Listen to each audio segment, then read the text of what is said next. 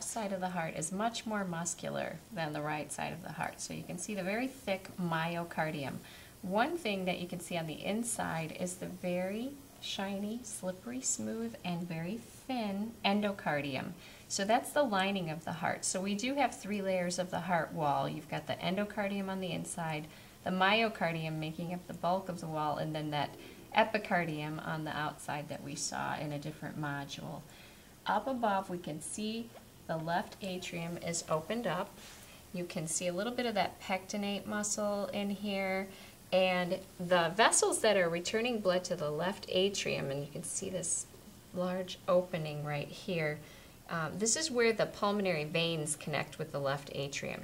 So any of the large holes that you find coming to the left atrium will be the pulmonary veins. In the floor of the left atrium then we have another AV valve, just like we saw in the right side of the heart. This is going to be your left AV valve or your bicuspid valve. It has strings attached, just like we saw over on the right side. These are the chordae tendineae.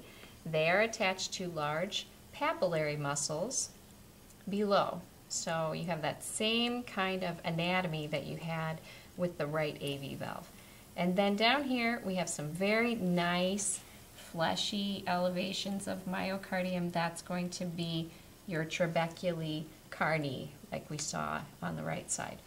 Up here, blood is going to be pushed up into the aorta, the ascending aorta, and we can see the aorta, the very thick-walled aorta, opened up this kind of grayish area here, and these pockets, which should remind you of some pockets that you saw in a different segment, are the aortic semilunar valve pockets. So this is the aortic semilunar valve. When blood gets pushed from the left ventricle past this valve and into the aorta, again the pressure is going to drop as the ventricles start to relax and blood is going to backflow, but it gets caught in the valve.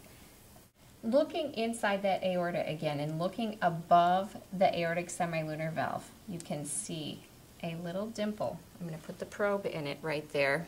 That's the opening to the coronary artery. It's right there.